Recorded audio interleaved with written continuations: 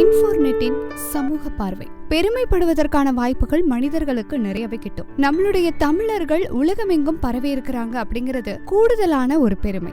அதுலயும் பரவி இருக்கக்கூடிய அந்தந்த நாடுகளில் அதிபராக இருக்கிறாங்க அப்படின்னா இன்னமும் அதிகப்படியான சந்தோஷம் நமக்குள்ள இருக்கும். சிங்கப்பூர் நாம எல்லாரும் பார்த்து வியக்கக்கூடிய ஒரு தூய்மையான பெரிய நாடு அப்படின்னே சொல்லலாம். அதிகப்படியான நபர்கள் அங்க செல்லணும் அப்படின்னு சொல்லிட்டு ரொம்ப ஆர்வத்தோடு இருப்பாங்க. அப்படிப்பட்ட சிங்கப்பூருக்கு முன்னாள் அதிபரா ஒரு தமிழர் இருந்திருக்காரு அப்படின்னு நம்ம சொல்லும் பொழுதே நம்மளுடைய பெருமையில் ஒரு கர்வமும் சேர்ந்து வரும் அப்படின்னே சொல்லலாம்.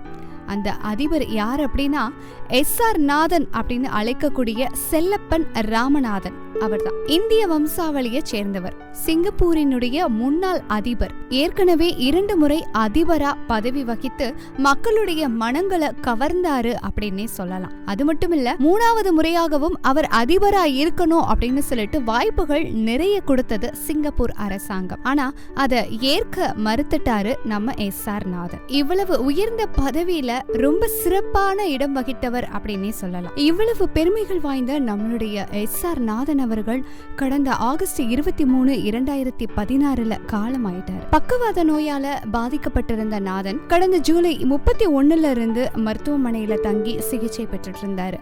சிகிச்சை பலனின்றி அவரது உயிர் பிரிஞ்சிருச்சு. அவருடைய வயது 92. இவரை பத்தின இன்னும் ஒரு சிறப்பான விஷயம் என்ன அப்படின்னா, வெளிநாடு வாழ் இந்தியர்களுக்கு இந்திய அரசு சார்பில் வழங்கக்கூடிய பிரவாசி பாரதிய சம்மான் விருது கடந்த 2012ஆம் ஆண்டு SR நாதனுக்கு வழங்கப்பட்டது அப்படிங்கிறது ரொம்பவே குறிப்பிடத்தகுந்த ஒரு விஷயம். தமிழர்கள் உலகமெங்கும் இருக்காங்க அப்படிங்கிறது நமக்கு தெரிந்த விஷயம். உலகமே திரும்பி பார்க்கக்கூடிய வகையிலையும் தமிழர்கள் இருக்காங்க அப்படிங்கிறது தான் பெருமைப்படக்கூடிய விஷயம். இந்த மாதிரி சமூக அக்கறையோடு பல விஷயங்களை தெரிஞ்சுக்கலாம் நம்மளுடைய இன்ஃபோர்நெட்ல. சப்ஸ்கிரைப் பண்ணுங்க இன்ஃபோர்நெட்.